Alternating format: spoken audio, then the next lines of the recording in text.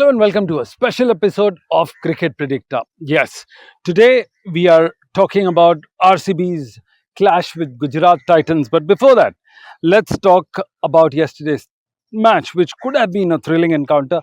Sadly, wasn't. Punjab secured their second win of the season, defeating LSG by 8 wickets. In yesterday's match at the Ekana Stadium, Lucknow, the home team, posted the total of 171 for 7. Way meager when we're talking about 270, 280 being the new normal. 170 seemed at least 50 runs short. In response, Punjab chased down the total of 177 for 2 in just 16.2 overs. With back-to-back victories, Punjab has now climbed up the ladder and they are smartly positioned at second spot. Now let's talk about today's clash. The 14th match of the IPL will be played between the Royal Challengers Bengaluru, Gujarat Titans today. Under Rashid Patitar's captaincy, RCB has won 2 of their matches, while Shubman Gill's Gujarat Titans have won 1 of their 2 matches played. Of course, this match will be important for RCB fans who will take on the Gujarat Titans at their home ground for the very first time this season. Let's see what we have in store for us. We've got 4 of the eminent panelists with us, joining us. Paul, I'm sure we've grown up to ABBA, the great music band from Scandinavia. You remember the song Money, Money, Money? I think Rishabh Pant is going through the same bad patch. When you look at the score of 0, 15 and 2, people have started raising question. 27 crores for 0, 15 and 2. Not far off from where Rohit Sharma has put his 0, 8 and 13. What is your view about the money part of it? Yes, well, that's the 27 crore rupee question. Look, I think Rishabh Pant, you know that Rishabh Pant's one of my favourite players. I've said it many times. I think he's a better test player than T20 player, even though he is a fantastic T20 player. And he's come back from that horrible injury pretty well. Last season's IPL record was one of his better records. So I still think he's going to do a great job for LSG. But to have that tag of the most expensive auction purchase in the history of the IPL, for a franchise that I think most people think is probably more likely to finish towards the bottom of the table rather than the top, there is a tremendous amount of pressure.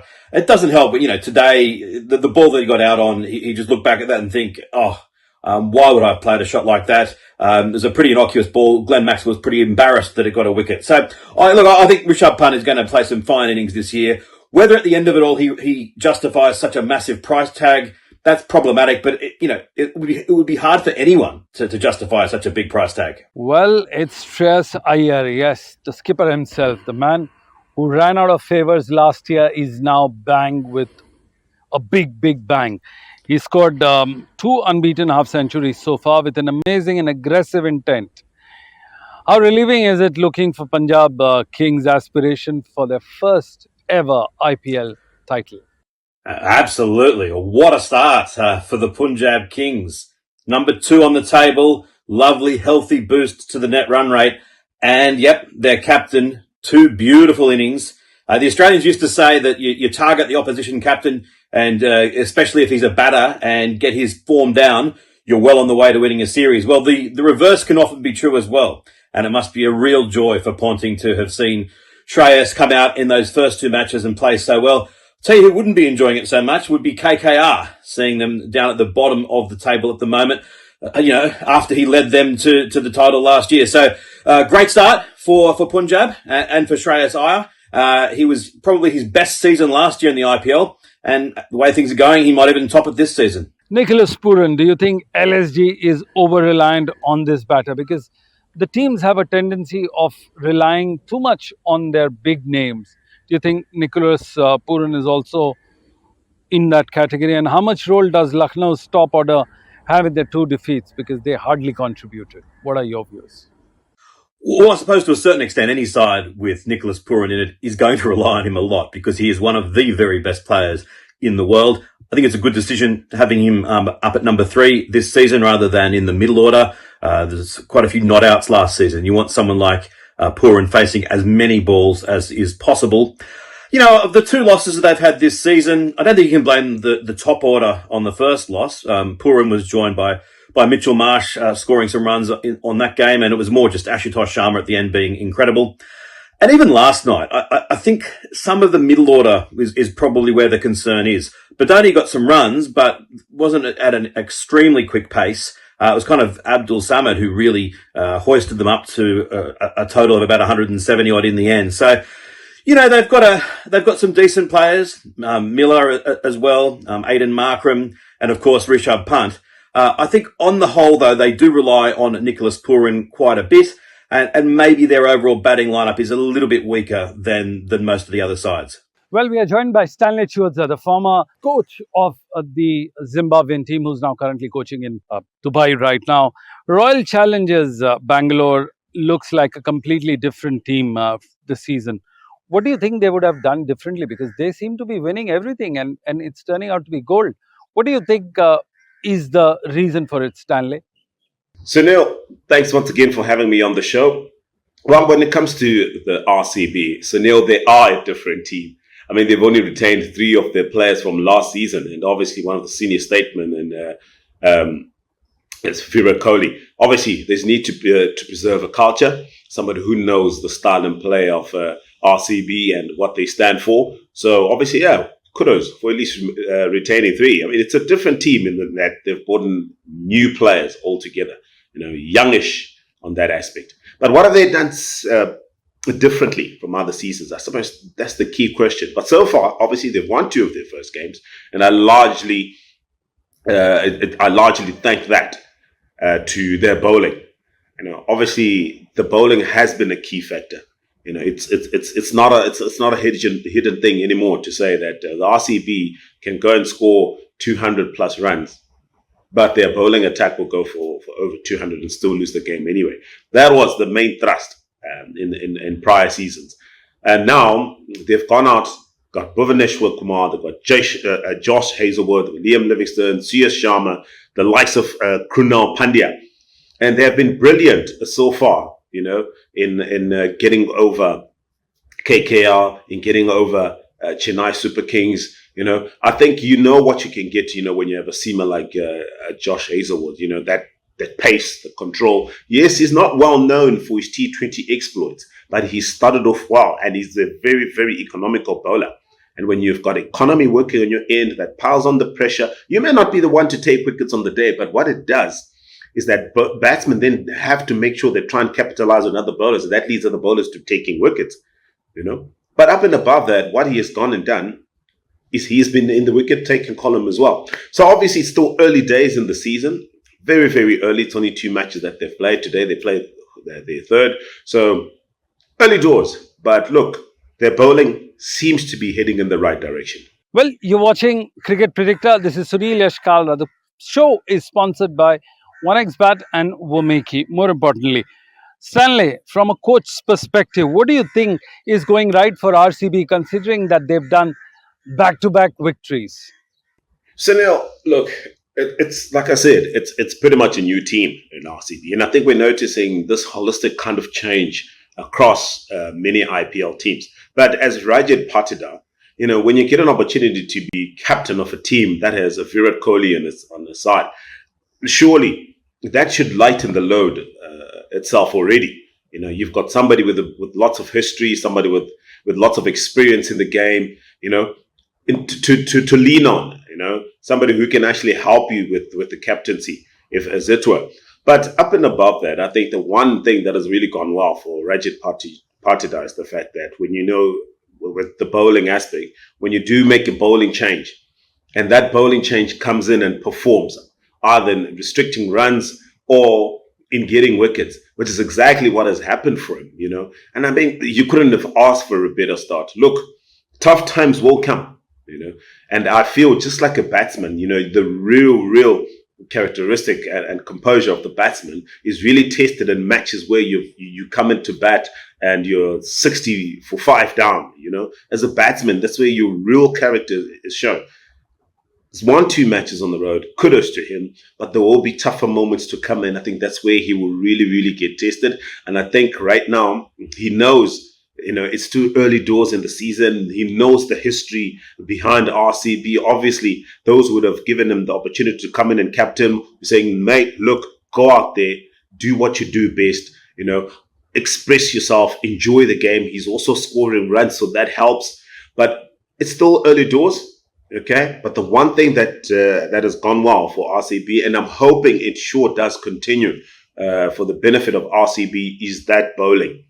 They've managed to get 2 teams out that they've played so far cheaply. That helps very much, either in setting or chasing a low total. It's partly because of the bowling attack, and that they've done that very well. Stanley, let's talk about the ground. The average score here is 175. Of course, we're talking about Cricket Predictor. We're talking about stats. We're talking about all the analysis we've done in the last 17 editions. Chinnaswamy, 175 runs is an average. Do you think they're going to breach the wall today and look at 200 runs, the team batting first? So now, whether it becomes a high-scoring venue or not, for me, it heavily depends on a couple of factors. A couple of factors for me is the fact that how many batsmen in this whole entire fixture are calling these conditions home. And for me, it's in the RCB squad, it's Rajat Patida, the captain, and Virat Kohli. That whole batting lineup is pretty much brand new.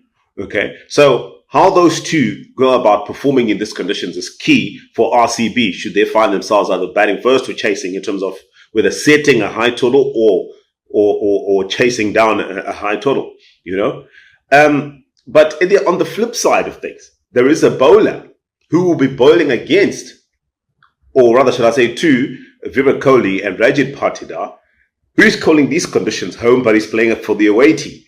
Okay, and that is Mohammad Siraj. He knows these conditions very well, and if anything is to go by, in his last performance versus Mumbai Indian, he's bowling well. He's bowling very well. So it's actually good.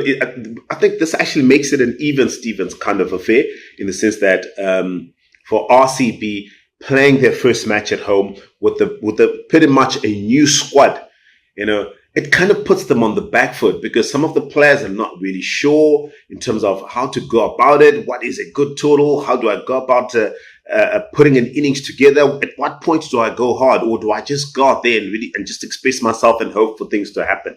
So obviously these are things that will be playing on the player's mind. Yes, you would have had camps prior to the start of the IPL. The duration, I'm not really sure, but obviously I'm sure it will be longer than 3 weeks. But is that enough time as a batsman to really settle and say, now I'm accustomed to the conditions here at the Chinnaswamy Stadium, to really call them home?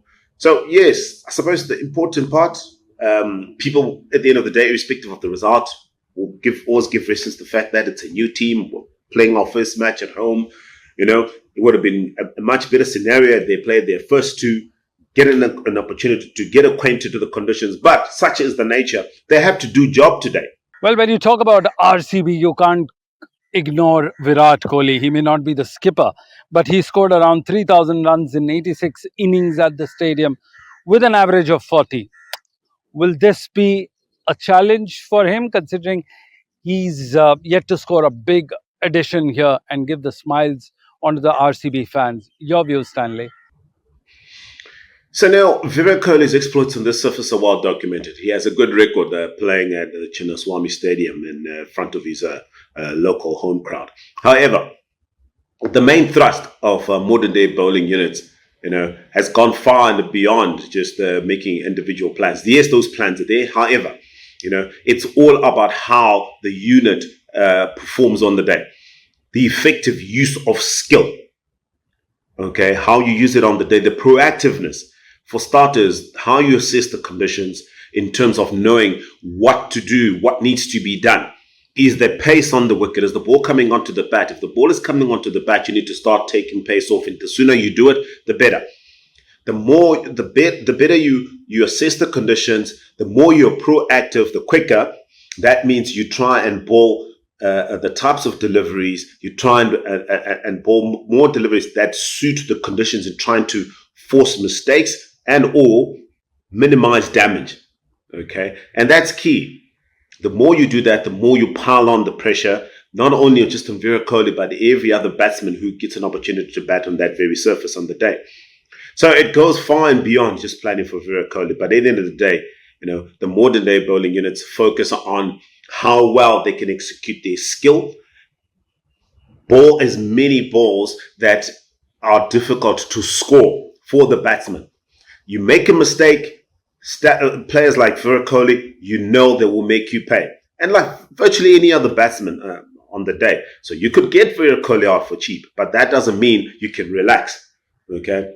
Any other batsman, if you tend to relax, will make you pay. So at the end of the day, it's about piling on the pressure from ball one to the last ball of the 20th over. That's key. Well, welcome to the show, Christopher Mpofu. For the friends and viewers right now, Christopher Mpofu has been one of the mainstay of the Zimbabwean cricket team. Made his debut under the legendary late Heath streak and is now playing the Legends League all across the world. Welcome to the show. When we're talking about fast bowlers, Ishant Sharma is someone that you can't stay away with, and two of the best friends, Virat Kohli and Ishant Sharma, who's played cricket through the junior level, is now at the fag end of their career playing against each other. Do you think Ishant Sharma will pick up a thing or two and get Virat Kohli, tricked him out for today's match? Your views? So on this one, Kohli versus Ishan Sharma, this one is going to be an interesting one, very interesting one. As you can see, that Sharma has bowled about 78 balls, which we're talking about almost more than 10 overs, we should say 11 overs. And on this one, for me, I should say Kohli has been winning it a little bit comfortable. Why do I say so? He's scored 112 runs in about 78 balls. For me, that's quite a big stat. And he's only taken him once. He's taken him out once. And that's quite an incredible numbers too when you're talking about numbers. And he's bowled over 30 dot balls out of those 78 70 L balls that he has bowled to Virat Kohli. Yes, there have been quite a lot of dot balls, but when you're looking at there have been quite a lot of boundaries. As I say that, when I say boundaries, he's hit him about 12 fours. When you're talking about that 12 fours, that's quite a lot, and 5 maximums. That's the sixes that he has hit off Ishan Sharma. And when I'm talking about that, he's got a strike rate of 147. That's quite an incredible fit when you're talking about 147, almost 150. That's the strike rate. 147 for me, that's quite a lot. And at the same time, he averages about 112 against Ishan Sharma. For me, that's quite an incredible one. A lot of runs when you're talking about him dismissing him only once. So for me, I'll still say that Kohli is going to have an edge when it comes to this one. Well, talking about the veteran pace bowler, Ishant Sharma isn't the only one. Bhuvnesh Kumar has dominated head-to-head player battle against GT batter Jos Buttler. Yes, Jos Buttler is also aging, but he's got great shots up his sleeves. How exciting will it be to see the matchup between the two stalwarts? Yes, we're talking about Bhuvneshwar Kumar and Jos the Boss Buttler. Bhuvi versus Jos Buttler. Wow, that's a very a good one that I'm looking forward to watching tonight. But I'll still have Bhuvi coming out of this at the top. Why do I say so? Bhuvi gets the ball to swing, and that's an arsenal that a lot of bowlers don't have. And Jos Buttler, we know he loves the ball coming onto the bat, but it's a different case when the ball starts swinging and is swinging both ways. Why do I say that? When you look at the head-to-head between these two, Bhuvi has bowled about 53 balls to Jos Buttler, and he scored about 61 runs. For me, that tells me that the bowler has just got a little bit of edge over the batsman, and he's taken him twice, believe me, out of those 53 balls. And he's bowled about 26 dot balls out of those 53 balls that he has bowled. For me, that's still a lot. When you're talking about that dot ball percentage, he's hit him about 5 fours. He's hit him about 9 fours, and 1-6 when it comes to that. So that's still a lot. The strike rate 115, not convincing, talking about a player of Josh Butler's caliber. So 115 for me, that's not quite good enough. An average of 30, yeah, it's all right, but that's not good enough when you are talking about the way Josh Butler normally plays. So I'll still put Bovey on this one as a bowler. I also put a bowler, so I see Bovey coming up on top when it comes to this contest. Thank you, Christopher. You always have a different perspective when it comes to fast bowling. Before we wrap up our show, I'm just going to ask you, sneak in another one. Talking about matchups, Josh Hazelwood and Shubman Gill. Their head-to-head player battle seems to be getting very intense. What do you think GT's skipper has up in store against the veteran pacer, Josh Hazelwood? So on this one, Gill versus Hazelwood, very good contest once again from these two. But when you look at this record, Hazelwood hasn't bowled quite a lot of overs to Shubman Gill. He's bowled about 12 overs, which is about 2 overs to him when you're talking about the IPL contest. He's only scored 12 runs. For me, at the moment, as much as it is few games or few overs to him, to me, that tells me that Hazelwood has got an edge over Gill so far. Why? Hazelwood has got a tendency of hitting very good length. When it comes to the batters, he does get that bounce, and when he does that, he is quite a more of um, a consistent fast bowler when it comes to hitting the length. He hit the length very well. He's bowled about 12 balls to Shubman Gill. He scored 12 runs and only dismissed him once. When you're talking about, a strike rate of a bowler to a batsman, that's still quite all right for me. And he's bowled about 3 dot balls to him. He normally bowls quite a lot of dot balls, whether it's T20 or one-day cricket or 50 over. But as you see, even in this IPL, Stud Hazelwood has been really a bowler to watch out for. So I still say that Hazelwood will come out on top. Why? Because he has that confidence behind him. When you're talking about this season's IPL, he's hit him 1-4 only and not even a single sixer. And the strike rate of 100, that's where I come back and say Hazelwood has got that edge, a strike rate of 100 in T20. That's still not quite a lot, and average of only 12. So for me, that's going to be a very good show, a very good contest to watch, and I'm looking forward. But saying that once again, a bowler will come on top, and that will be Hazel. So looking forward to this match, RCB versus GT. Very good match to watch out for. Well, there you had it. You had four of the best voices in the game, a coach, a player, a former IPL player, all getting together to talk about the big mystery called IPL, the dugouts, the toss, the pitch, the stats, and the stories behind the stats. Well, this is Sunil Ashkalra signing off from the Marbella Resorts. Don't go anywhere else. We'll be back after a short commercial break.